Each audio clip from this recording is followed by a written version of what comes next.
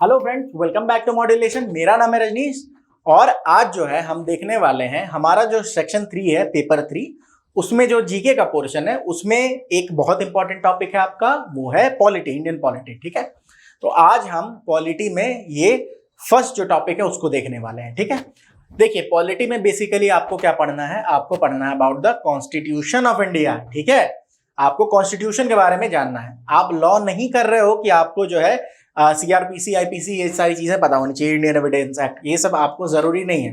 At the same time वो तो change भी हो रहा है ना, नाम भी बदल ही रहे हैं, उसका चेंज कर रहे हैं सरकार। तो हमें जो जानना है पॉलिटी में वो है बेसिक्स, कॉन्स्टिट्यूशन के बारे में आपको थोड़े बहुत आइडियाज होने चाहिए। तो आज हम देखने वाले इस लेक्चर में हम देखेंगे basics about the constitution of India. Constitution क्या है, क्या क्या पार्ट्स हैं, ये सारी चीजें इसमें हम देखेंगे। ठीक है, तो चलिए देखते हैं आज basics about the constitution of India. चलिए, तो सबसे पहली चीज, एकदम जो बेसिक चीज है ना, वो है what is the constitution. Constitution होता क्या है, आपको समझना होगा कि कॉन्स्टिट्यूशन है क्या, इसके बारे में हम बात करने वाले। तो ये तो पता होना चाहिए ना कॉन्स्टिट्यूशन क्या है। देखिए, जैसे कि आप अगर कोई कहीं पे काम कर रहे हो, सपोज करो कॉन्स्टिट्यूशन ऑफ इंडिया हम बात कर रहे हैं, लेकिन कॉन्स्टिट्यूशन ऐसा जरूरी नहीं है कि सिर्फ इंडिया का ही कॉन्स्टिट्यूशन हो। हर एक पार्टी का भी अपना कॉन्स्टिट्यूशन होता है। आप अगर किसी ऑफिस में काम कर रहे हो, आप कोई कॉर्पोरेट में काम करो, वहां भी एक कॉन्स्टिट्यूशन हो सकता है। Constitution is actually a rule book, A guiding principal. तो अगर आपके ऑफिस में, जैसे आप जहां काम कर रहे हो, वहां पे जो है ना रूल बुक है कि ऐसे ऐसे काम होने चाहिए और ये आपको छुट्टी मिलेंगी, ये आपको जो है सर्विसेज आपको जो प्रोवाइड कराई जाएंगी, ये प्रिविलेजेस हैं आपके, इतने छुट्टी आप ले सकते हो, आपको एसी प्रोवाइड कराया जाएगा। ये सारी चीजें अगर आप बुक के फॉर्म में डाल दो तो वो कॉन्स्टिट्यूशन हो गया। सिमिलरली अब आप इसको जो है ना एक्सट्रापोलेट करो पूरा इंडिया के कॉन्टेक्स्ट में, तो इंडिया कॉन्टेक्स्ट में क्या हो जाएगा, तो जनरली ये जो है वहां भी वो रूल बुक होगा। It is a rule book for a state which lays down the fundamental principles by which the state is governed। State जो है ना, स्टेट वर्ड का मतलब ये नहीं समझना जैसे बिहार, छत्तीसगढ़, ये नहीं है। स्टेट का मतलब एक ऐसी बॉडी, एक ऐसी एंटिटी जो कि किसी एक ज्योग्राफिकल रीजन पे उसका कमांड हो, उसका कंट्रोल हो, थ्रू किसी भी तरह से हो सकता है, लॉज के थ्रू हो सकता है, डेमोक्रेसी, डेमोक्रेटिक मीन्स के थ्रू हो सकता है, ठीक है, मोनार्की के थ्रू हो सकता है, तो वो है स्टेट। ठीक है, तो यहाँ स्टेट छोटे मतलब में नहीं लेना है, बड़े मतलब में। पूरा इंडिया जो है एक नेशन स्टेट है। तो स्टेट जो है ये रूल बुक है। क्या है, constitution is a rule book कि किस तरह से ये फंडामेंटल प्रिंसिपल जो है ना वो ले डाउन करता है कि किस तरह से एक स्टेट गवर्न होगा। बात समझ में आई। सपोज करो, एक एग्जांपल दे रहा हूं, न्यू दिल्ली जो है ये एक यूटी है, ये अपना एक जो है ना रूल बुक ले आया है कि ऐसे ये जो है ना न्यू दिल्ली गवर्न होने वाला है, तो वो उसका कॉन्स्टिट्यूशन हो जाएगा। बट वो अलाउड नहीं है इंडिया में, बिकॉज इंडिया में सिर्फ एक कॉन्स्टिट्यूशन है। Before the abrogation of the article 370 there were 2 constitution in India. ठीक है, एक जम्मू एंड कश्मीर का अलग कॉन्स्टिट्यूशन हुआ करता था। अभी पूरे इंडिया में जो एप्लीकेबल है देयर इज ओनली 1 कॉन्स्टिट्यूशन। तो ये क्या डिस्क्राइब करता है, the main institution of the state. Institution कौन कौन से हैं, ठीक है, जैसे बोलते हैं ना कॉन्स्टिट्यूशनल बॉडीज, कॉन्स्टिट्यूशनल पोस्ट जो है, जैसे प्रेसिडेंट, प्राइम मिनिस्टर, ये सारे। And defines the relationship between these institution, और एग्जीक्यूटिव, जुडिशरी, लेजिस्लेचर, इन सब के बीच में क्या जो है आपस में रिलेशन क्या है। एट द सेम टाइम इनकी जो पावर्स हैं वो कहाँ तक है, कौन कहाँ तक गवर्न कर सकता है, एक दूसरे के फील्ड में जो है ये इंटरफेयर ना करे, ये सारी चीजें आपको कॉन्स्टिट्यूशन बताती है। पावर्स के बारे में, ठीक है, पोजीशन के बारे में, ठीक है, ये सारी चीजें क्या बताती है कॉन्स्टिट्यूशन। वो रूल बुक है कि ऐसे ऐसे इस देश को आपको चलाना है, सीधी सी बात। It places limits on the exercise of power by the state and also sets out the right and duties of the citizen. जो स्टेट है उसके हाथ में, उसके पास कुछ पावर है ना, लेकिन अगर एक्सेसिव पावर हो जाए, सपोज करो कि if one man is given the absolute power to rule over a country, तो वो कुछ भी कर सकता है उसके साथ, है ना। महात्मा गांधी हो तो देश को जो है अहिंसा की तरफ ले जाए, हिटलर हो तो सबको हिंसा में झोंक दे। इसीलिए क्या होता है कि कॉन्स्टिट्यूशन जो है वो किसी को भी एब्सोल्यूट पावर नहीं देता है, सबके अपने अपने स्फेयर हैं, राइट्स हैं कि आप इतना कर सकते हो। और इस तरह ये स्टेट के पावर पे एक तरह से इट पुट्स अ रेस्ट्रिक्शन कि आप यहां तक ही कर सकते हो, जो काम है आपकी इतनी ही पावर है, इससे आगे आप नहीं कर सकते हो। ठीक है, तो ये है कि it places limits on the exercise of power. और भी कुछ तरीके हैं, जैसे स्टेट के पावर को लिमिट करने के लिए फंडामेंटल राइट्स दी गई है कि सिटीजन्स का ये राइट है, आप इसको जो है छेड़छाड़ इसके साथ नहीं कर सकते हो। You can not diminish the rights of individual, fundamental rights of individual, ठीक है। बहुत सारे केसेस हैं, एक्सट्रीम केसेस, जहां पे फंडामेंटल राइट्स को सस्पेंड किया जा सकता है, but that is another topic. In general, मैं जनरल कंडीशन में बात कर रहा हूं, तो ये स्टेट के पावर को जो है लिमिट करता है एक तरह से, और एट द सेम टाइम ये क्या बताता है, राइट्स और ड्यूटीज ऑफ द सिटीजन्स, कि सिटीजन्स कौन से राइट्स को एंजॉय करेंगे and what are the duties that are expected of the citizens, ठीक है। ये है आपको एक कॉन्स्टिट्यूशन, एक रूल बुक है एक्चुअली, ये एक रूल बुक है जो कि गाइडिंग प्रिंसिपल है, कि जिसमें दिया हुआ है कि आपको एक स्टेट को ऐसे गवर्न करना है, ठीक है। बात समझ आई आपको? चलिए अब देखते हैं,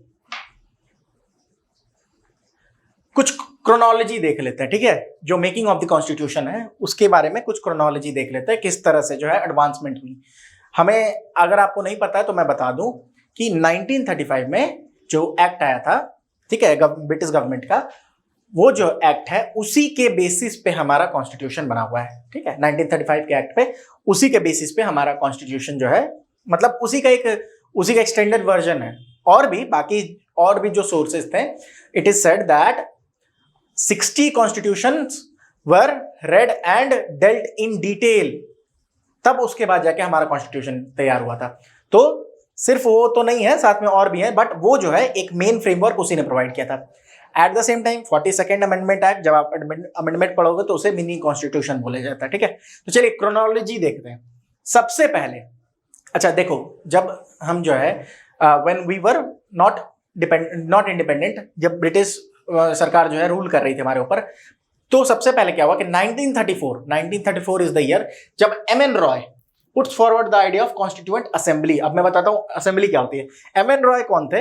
ये कम्युनिस्ट पार्टी के बहुत बड़े नेता थे, ठीक है, एमएन रॉय। तो सबसे पहले 1934 में इन्होंने एक आइडिया जो है दिया था कि एक कॉन्स्टिट्यूएंट असेंबली हो। कॉन्स्टिट्यूएंट असेंबली मतलब कि एक बॉडी हो जिसके अंदर बहुत सारे लोग हों और वो डिसाइड करें कि कॉन्स्टिट्यूशन कैसा बनेगा। ये है कॉन्स्टिट्यूएंट असेंबली, मतलब कॉन्स्टिट्यूशन बनाने का जो काम है जो असेंबली करेगी उसे हम कह देते हैं कॉन्स्टिट्यूएंट असेंबली, ठीक है। बात समझ में आ रही है? 1934 में ये हुआ। 1935 में पहली बार इंडियन नेशनल कांग्रेस ने ऑफिशियली डिमांड किया कॉन्स्टिट्यूएंट असेंबली के बारे में, ठीक है, for the framing the constitution of India. इन्होंने क्या डिमांड करा कि 1935 में इंडियन नेशनल कांग्रेस ने डिमांड किया कि there should be a constituent assembly for the making of constitution of India, ठीक है। 35 में 38 में Jawaharlal Nehru was a very prominent leader at that time, ठीक है। इन्होंने क्या बोला कि constitution of free India must be framed without outside interference. अभी तक ये बात नहीं हुई थी क्योंकि ब्रिटिश साम्राज्य के अधीन थे, ठीक है, हमारे ऊपर ब्रिटिश सरकार जो है रूल कर रही थी। तो यहां तक अभी तक बात नहीं हुई थी कि किस तरह से क्या प्रोसीजर होगा, किस तरह से क्या आउटसाइड इंटरफेरेंस का मतलब है कि क्या ब्रिटिश लोग भी कॉन्स्टिट्यूएंट असेंबली में होंगे। 1938 was the year when Jawaharlal Nehru declared that the Constitution of India should be framed without any interference। मतलब सिर्फ यही के लोग मिलके एक कॉन्स्टिट्यूएंट असेंबली बनाए जो कि कॉन्स्टिट्यूशन को ड्राफ्ट करे, ठीक है। फिर 1940 जो है ये फर्स्ट टाइम एक्सेप्ट हुआ in principle for the British government, क्या कि कॉन्स्टिट्यूएंट असेंबली बनेगी, ठीक है। ये इन प्रिंसिपल, अभी तक कोई चीज इसके ऊपर कोई एक्शन नहीं लिया गया था, बट ब्रिटिश गवर्नमेंट ने पहली बार इन प्रिंसिपल जो एक्सेप्टेंस दी वो 1940 में दी थी। किसमें? अगस्त ऑफर में सबसे पहले जो है ये हमारा इन प्रिंसिपल इस डिमांड को माना गया था बाय द ब्रिटिश गवर्नमेंट, ठीक है। 1940 अगस्त ऑफर। 42, अब देखिए 40 में क्यों हुआ ऐसा, सीधी सी बात समझो ना। ब्रिटिश लोग क्यों चाहेंगे कि ये जो है हम अपनी जो ताकत है, जो पावर है, उसमें थोड़ा सा भी वी शुड नॉट इवन बस even an inch from our stand point, from our power, ठीक है। वो उनका आइडिया था कि हम अपने पावर से इनको क्यों दे हम पावर। ये तो पावर ही देना हुआ ना कि कॉन्स्टिट्यूएंट असेंबली मतलब कॉन्स्टिट्यूशन फ्रेम करना, and that is one of the major source of power, ठीक है। तो ब्रिटिश तो नहीं देना चाहेंगे, बट 1939 में एक चीज हुई थी जिसे हम बोलते हैं वर्ल्ड वॉर 2। याद आया? वर्ल्ड वॉर 2 में जब आ गया तो अब क्या है कि ब्रिटेन के ऊपर प्रेशर आ रहा था कि आप इंडिया को कैसे भी करके, फर्स्ट वर्ल्ड वॉर में तो उन्होंने झूठ बोल के प्रपंच रच के जो है इंडिया को अपनी साइड कर लिया था, और फिर अभी जो है प्रेशर आ रहा था कि आप कैसे भी करके इंडिया को अपने साइड ले, और इंडियन नेशनलिस्ट जो थे, इंडिया के लोग जो थे, they were not ready to participate in the world war and that too on the side of the British, because उनका तो सेम आइडिया था ना कि अगर आप बोल रहे हो कि आप लड़ रहे हो इसके लिए, स्वतंत्रता के लिए लड़ रहे हो, you are fighting against imperialism, तो हमें तो दो पहले, सीधी सी बात है, ठीक है। तो 1939 में ये प्रॉब्लम हुई, वर्ल्ड वॉर, अब उसके ऊपर प्रेशर आया, तो फिर उन्होंने एक चाल चली, ये एक चाल ही है एक्चुअली, और कुछ नहीं था। 1940 में इन प्रिंसिपल उन्होंने बोला कि हम आपको प्रोवाइड करेंगे, क्योंकि अब कुछ कर नहीं सकते थे, उनके पास और ऑप्शंस नहीं थे ना, शांत करना है कैसे भी करके और उनको अपने फोल्ड में लाना है। फिर 42 में क्रिप्स मिशन, जो क्रिप्स प्रपोजल आया, क्या कि आप एक इंडिपेंडेंट कॉन्स्टिट्यूशन फ्रेम कर सकते हो वर्ल्ड वॉर 2 के बाद, ठीक है। 1942 में देखो कितनी हंसी की बात है, वर्ल्ड वॉर खत्म कब हुआ किसी को पता नहीं है, और क्रिप्स प्रपोजल आया कि आप जब तक वर्ल्ड वॉर चल रहा है तब तक साथ दो हमारा, उसके बाद आप अडॉप्ट कर लेना। लेकिन क्या होगा, सीधी सी बात है, जब 14 to 18 वर्ल्ड वॉर हुआ था उसके बाद इन्होंने तो राउलेट एक्ट पास कर दिया था, याद है? अगर आप हिस्ट्री आपने कभी पढ़ा होगा तो 1918 के बाद इन्होंने राउलेट एक्ट पास कर दिया था। वो इतना ड्रकोनियन लॉ था कि किसी को भी उठा लेते थे, शक के बिना पे किसी को भी उठा के जेल में भर देते थे। तो अब ये सोचो ना, ये तो हंसने वाली बात है ना, अभी किसी को पता नहीं है कि क्या सिचुएशन है, क्या वर्ल्ड वॉर कब तक चलेगा, और ये आके क्रिप्स महाराज बोल रहे हैं कि आप फ्रेम कर लेना लेकिन वर्ल्ड वॉर के बाद कर लेना, ठीक। फिर 46 में फाइनली जो है कैबिनेट मिशन ने ये एक स्कीम पास किया जिसके अंतर्गत कॉन्स्टिट्यूएंट असेंबली की फॉर्मेशन की बात हुई, 1946 कैबिनेट मिशन प्लान, ठीक है। कैबिनेट मिशन प्लान के बाद लास्ट में जो है माउंटबेटन प्लान आया था, जिसके बाद जो है इंडिपेंडेंस ऑफ इंडिया जो है एक्ट पास हुआ था, ठीक है। तो कैबिनेट मिशन प्लान के तहत जो है हमें एक कॉन्स्टिट्यूएंट असेंबली प्रोवाइड करा दी गई थी।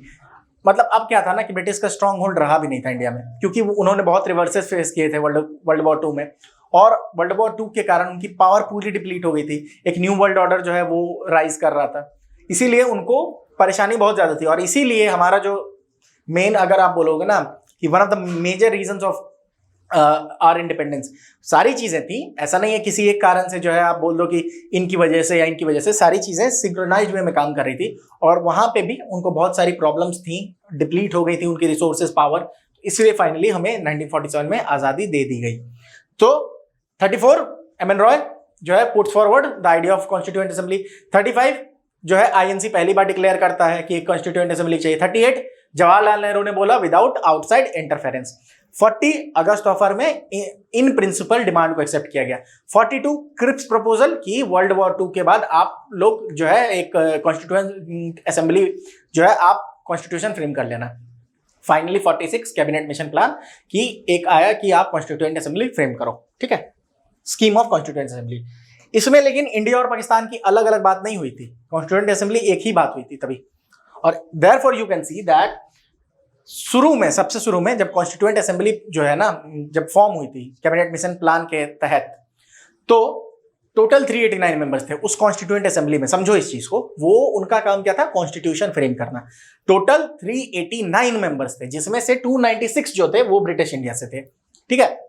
देखिए क्या है ना कि आप इस चीज को समझिए, ब्रिटिश इंडिया और प्रिंसली स्टेट्स, तभी भी इंडिया में दो तरह के स्टेट्स हुआ करते थे। एक ब्रिटिश इंडिया जो कि डायरेक्टली ब्रिटिश के डोमिनियन, ब्रिटिश के कंट्रोल में थी।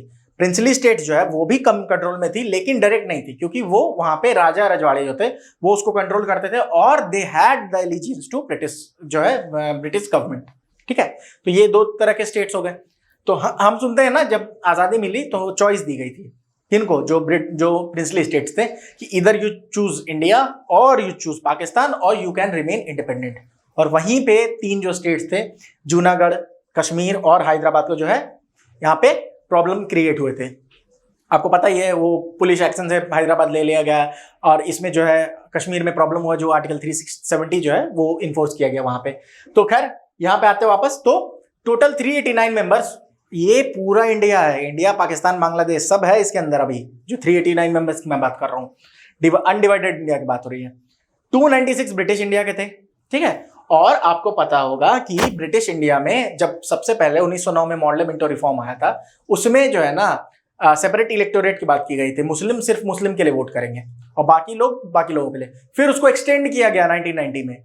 अब क्या है, 3 कैटेगरी क्रिएट हो गई थी अभी तक, एक मुस्लिम, एक सिख और एक जनरल, कि मुस्लिम सीट से मुस्लिम लोग खड़े होंगे, मुस्लिम सिर्फ उनको वोट देंगे, सिख के लिए सिर्फ सिख वोट करेंगे, ठीक है, और जनरल बाकी जितने आए थे। उसी में बाद में अगर आप पढ़ोगे ना, जब आप हिस्ट्री को पढ़ोगे अच्छे से, तो क्या हुआ था कि एक कम्युनल पैक्ट हुआ था जहां पे कि डिप्रेस्ड क्लासेस को भी हिंदू से अलग किया जा रहा था, ठीक है, जिसके लिए महात्मा गांधी ने बोला था कि मैं मर जाऊंगा लेकिन ये होने नहीं दूंगा, और तब जाके B.R. अम्बेडकर ने उनसे मिले थे और पूना पैक्ट साइन हुआ था उन दोनों के बीच, ठीक है।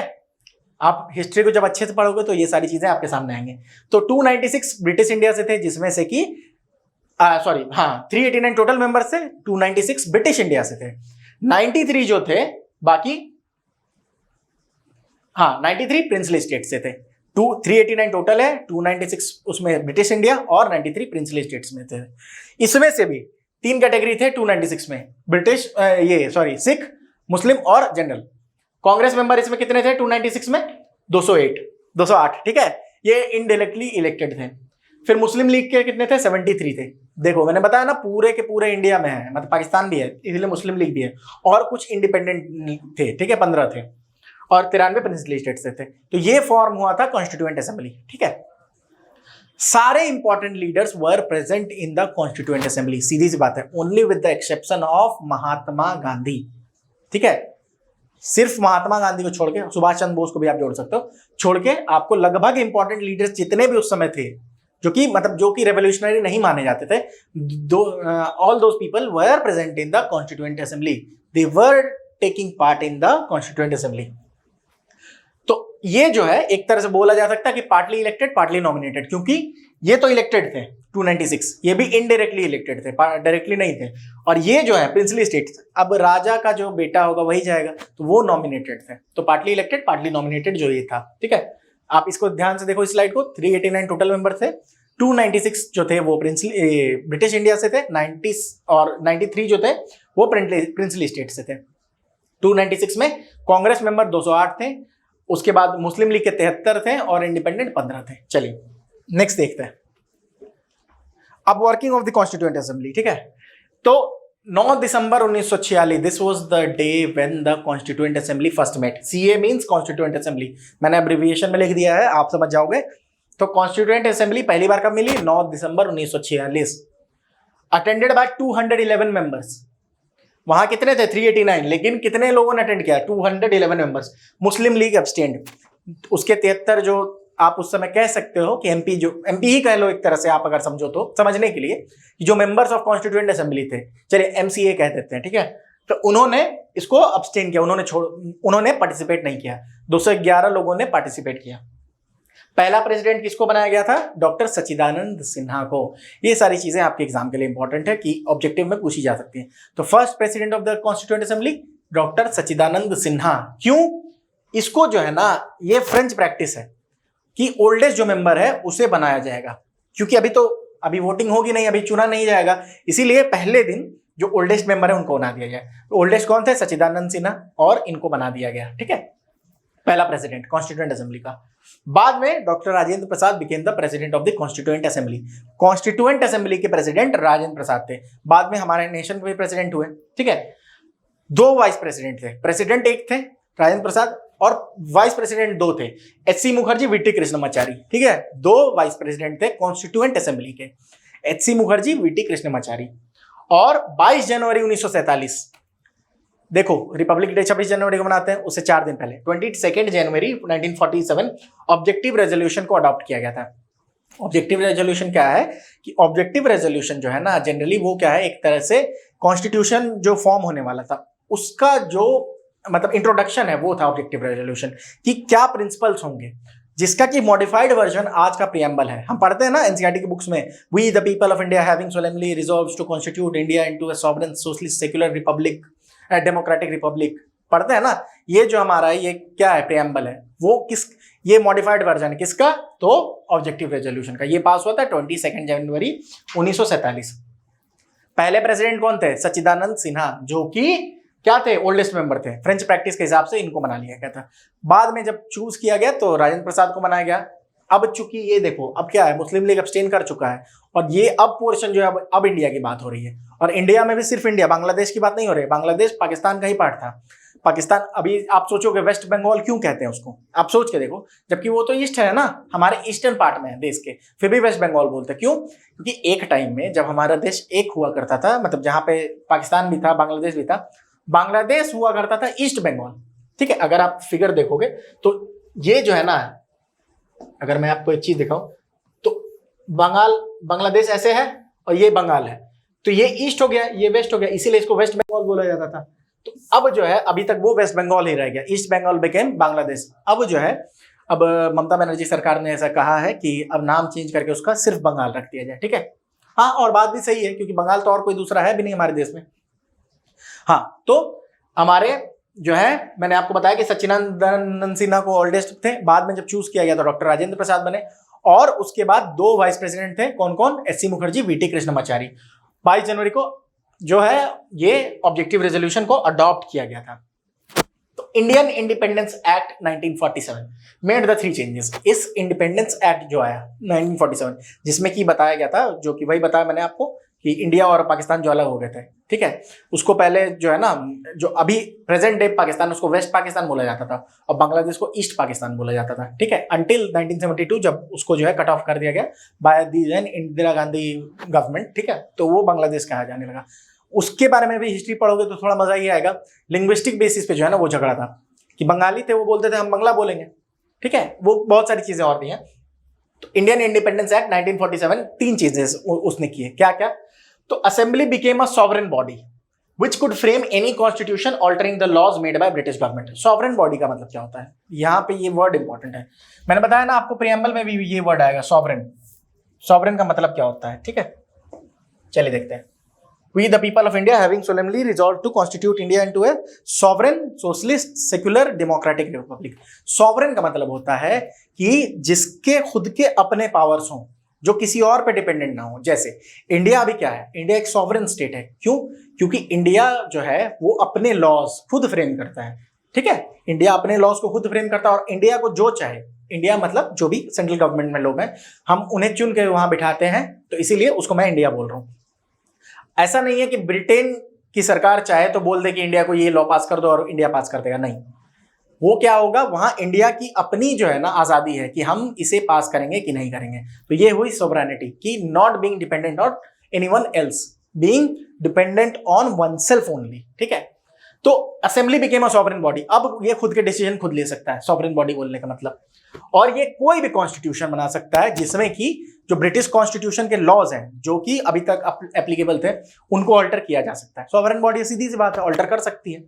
तो ये इंडियन इंडिपेंडेंस एक्ट 1947 ने किया, कॉन्स्टिट्यूएंट असेंबली को लेके।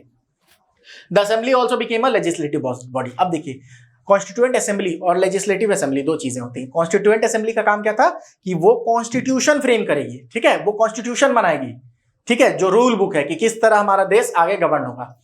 और लेजिस्लेटिव असेंबली का क्या काम था? कि वो लेजिस्लेशन करेगी, वो नॉर्मल लॉज बनाएगी। जो लॉज होते हैं ना नॉर्मल, जो डे टू डे लाइफ में काम आते हैं, उनके ऊपर वो चर्चा करेगी। तो वो है लेजिस्लेटिव बॉडी। तो ये जो कॉन्स्टिट्यूएंट असेंबली थी ना, वो दोनों तरह एक्ट करती थी। 1951 में पहली बार इलेक्शन हुए थे, उससे पहले जो है ना, यही जो बॉडी है जो कि कॉन्स्टिट्यूएंट असेंबली है, वही एज लेजिस्लेटिव बॉडी भी एक्ट करती थी। लॉज भी वो बनाती थी, लेकिन अलग दिनों पे।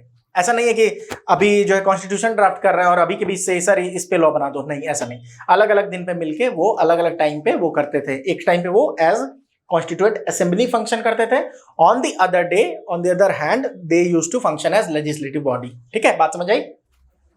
और तीसरा, the member of Muslim League withdrew from the CA. Constituent assembly से members of the Muslim League उन्होंने विड्रॉ कर लिया। क्यों? क्योंकि पाकिस्तान का फॉर्मेशन हो गया था, पाकिस्तान अलग हो रहा था। ठीक है, now the strength came down to 299 as against 389 originally कितने थे? 389 थे। और पाकिस्तान बनने के बाद जो इंडिया, सिर्फ इंडिया की स्टेट की बात करें तो अब जो कॉन्स्टिट्यूएंट असेंबली में लोग रह गए थे वो थे 299। ठीक है, चलिए देखते हैं उसके बाद क्या है। कि एक और चीज बता दूं आपको कि सबसे शुरू में ना इंडिया के जो कॉन्स्टिट्यूशन है उसको जब फ्रेम किया गया तो उसमें कुछ स्केड्यूल्स और पार्ट्स हैं, मतलब कुछ तरह से उसको जो है उसको डिवाइड किया गया है। तो शुरू में वो 8 स्केड्यूल थे और 22 पार्ट्स थे। आज के दिन में 12 स्केड्यूल्स हैं और 25 पार्ट्स हैं। ठीक है, चलिए देखते हैं। When it function like CA, constituent assembly की तरह जब फंक्शन करता था, तब इसके हेड थे डॉक्टर राजेंद्र प्रसाद, जो मैंने बताया अभी कि प्रेसिडेंट कौन थे, डॉक्टर राजेंद्र प्रसाद। और जब ये लेजिस्लेटिव को बॉडी के रूप में फंक्शन करता था, देखो एक मैंने आपको बताया ना अभी कि ये एज कॉन्स्टिट्यूएंट असेंबली भी फंक्शन कर रहा था और एज लेजिस्लेटिव बॉडी भी फंक्शन कर रहा था। तो कॉन्स्टिट्यूएंट असेंबली के रूप में it was headed by doctor Rajendra Prasad because he was the president of the constituent assembly. But when it acted in the capacity of legislative assembly, then it was headed by GV Mavlankar। ठीक है, ये head करते थे जब legislative body के रूप में ये फॉर्म हो, जब एक्ट करता था। ठीक, बात समझ आई। In total CA constituent assembly met for 11 sessions, 11 sessions हुए थे टोटल। ठीक है, 11 सेशंस हुए थे। आपको अगर मन हो तो आप मेकिंग ऑफ द कॉन्स्टिट्यूशन जो है ये अवेलेबल है डॉक्यूमेंट्री, 10 एपिसोड्स में, वो देख सकते हैं and it is very nice, बहुत अच्छे से बनाया गया उसको। ठीक है, उसमें आपको डिबेट्स दिखेंगे अच्छे से, किस तरह से किस बात, कौन सी बातों पे चर्चा हुई थी, किस तरह से डिबेट्स होते थे, वो सारी चीजें हैं उसमें। तो constituent assembly met for 11 sessions over 2 years 11 months 18 days, 2 साल 11 महीना और 18 दिन तक ये जो है ना हमारा कॉन्स्टिट्यूएंट असेंबली मेट, और इतने ही दिनों में कॉन्स्टिट्यूशन फ्रेम हुआ। ठीक है, और इसने कुछ चीजें की, जैसे इसने क्या करा कि कॉमनवेल्थ की जो मेंबरशिप है उसको रेटिफाई करा। इंडिया की जो मेंबरशिप है, कॉमनवेल्थ एक ग्रुप ऑफ नेशन है, ठीक है, उसकी मेंबरशिप को इसने रेटिफाई किया। अच्छा, एक क्वेश्चन बनता है कि सर सॉवरेन कैसे है, मतलब in a world which is generally dominated by the groupings, कैसे कोई कंट्री सॉवरेन रह सकता है? नहीं। तो सॉवरेन होने का मतलब यह है कि आप लॉज अपने खुद के बना सकते हो। ठीक है, लेकिन in the greater interest of the countries generally like to go with different blocks, different grouping, जैसे बिम्स्टेक है, आसियान है, इंडिया भी इनका मेंबर है, क्वाड है, G20 है। ठीक है, तो ये क्या है, यहाँ पे जो भी मैटर्स पे मतलब कि अगर ओवरलैपिंग इंटरेस्ट है तो वहां पे वो मीट करते हैं, और फिर उसके हिसाब से इंडिया जो है अपना स्टैंड जो है, इंडिया या कोई भी कंट्री अपने स्टैंड को वहां पे रखती है, तो वो सॉवरेनिटी से उसका कोई रिलेशन ज्यादा नहीं है। ठीक है, हाँ, थोड़े से लिमिटेशन आ जाते हैं कुछ कुछ चीजों पे, but that does not amount to defeating the sovereignty of the country.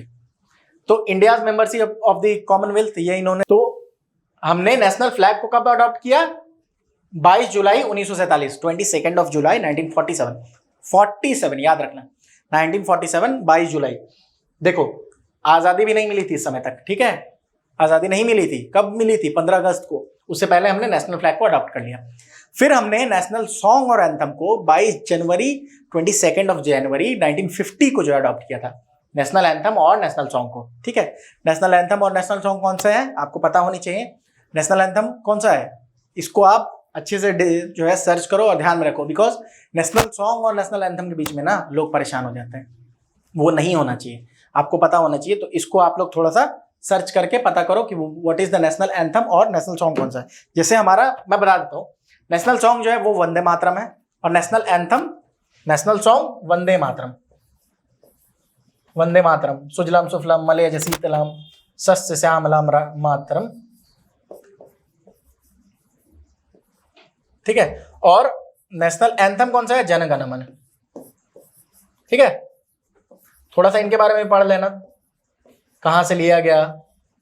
ठीक है, ये रविन्द्रनाथ टैगोर का है, थोड़ा इनके बारे में पढ़ लेना, ये आपके काम के। ठीक है, तो ये जनवरी 24 जनवरी, सॉरी 22 मैंने बोल दिया था, 24 जनवरी 1950 को इनको अडॉप्ट किया गया था। ठीक है, चलिए अब नेक्स्ट देखते हैं। इंपॉर्टेंट कुछ फैक्ट्स बताता हूं आपको कॉन्स्टिट्यूशन के बारे में। Elephant was adopted as a symbol of constituent assembly. Constituent assembly का जो सिंबल था एलिफेंट था। ठीक है, श्री BN राव, इनको याद रखना, MN रॉय जो थे उन्होंने पहली बार कॉन्स्टिट्यूएंट असेंबली की बात की थी। BN राव लीगल एडवाइजर थे कॉन्स्टिट्यूएंट असेंबली के। लीगल एडवाइजर, हो सकता है आप कंफ्यूज हो जाओ कि BR अम्बेडकर का नाम दे दो, नहीं, वो ड्राफ्टिंग कमेटी के हेड थे। ठीक है, ये लीगल एडवाइजर थे। ड्राफ्टिंग कमेटी में 7 मेंबर थे और it was headed by doctor BR Ambedkar. Doctor BR Ambedkar की प्रोफाइल खोल के देखना कितनी डिग्री है उस इंसान के पास। तो it was headed by doctor BR Ambedkar. ठीक है, वन ऑफ द, मतलब मैं बोल सकता हूं कि किस तरह से उनको डिस्क्राइब किया जाए, one of the geniuses of our country in the last century. ठीक है, most members from the British Indian states were from United Province मैंने आपको बताया था ना थोड़ी देर पहले 299 मेंबर्स थे कॉन्स्टिट्यूएंट असेंबली में, जिनमें से कुछ जो है प्रिंसली स्टेट से थे और कुछ जो थे वो कहां से थे, वो थे अपने ब्रिटिश इंडिया से, ब्रिटिश इंडियन स्टेट से। तो ब्रिटिश इंडियन स्टेट्स में जितने स्टेट्स थे उनमें से सबसे ज्यादा मेंबर्स थे यूनाइटेड प्रोविंस ही, जो कि अभी यूपी के फॉर्म में आ गया ना, उस समय और बड़ा हुआ करता था, तो यूनाइटेड प्रोविंस 55 मेंबर्स थे। और जो प्रिंसली स्टेट से सबसे ज्यादा नॉमिनेटेड मेंबर्स थे वो कहां से थे, मैसूर से 7 मेंबर्स थे, ठीक है। तो this was all about the basics of the constitution, ठीक है। आई होप आपको समझ में आया होगा, आपको कोई प्रॉब्लम नहीं हुई होगी। अब हम आगे कॉन्स्टिट्यूशन के बाद भी चीजों को देखने वाले हैं, ठीक है, कि कैसे कैसे पार्ट्स वगैरह डिवीजन ये सब देखेंगे, ठीक है। चलिए, अच्छा एक चीज मैं आपको अब बता दूं, मॉड्यूलेशन ऐप पे आप मॉड्यूलेशन 2.0 पे ऐप पे जाएं और हमारे कोर्सेज के बारे में आपको वहां पे जानकारी मिल जाएगी, ठीक है। आप हमारे कोर्स को ज्वाइन करें। I am more than hopeful कि अगर आप ज्वाइन करेंगे तो we will prepare you for the best, ठीक है। आप बहुत अच्छा कर सकोगे फिर, because our teachers here are experienced, ठीक है। और आपको जितनी भी चीजें डाउट हो या फिर स्टडी मटेरियल जो कि बेस्ट ऑफ द बेस्ट हो वो आपको प्रोवाइड कराई जाएंगी यहाँ पे, ठीक है। एट द सेम टाइम आप मॉड्यूलेशन जो है CUET के टेलीग्राम चैनल को, मॉड्यूलेशन CUET 2024 आप सर्च करोगे, टेलीग्राम चैनल आपको मिल जाएगा, ठीक है।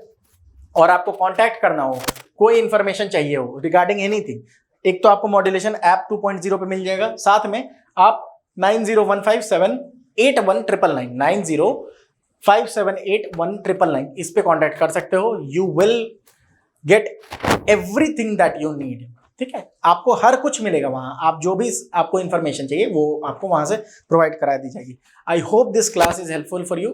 चलिए, we will meet in the next session. Till then take care of yourself and keep on revising, ठीक है। मिलते हैं फिर।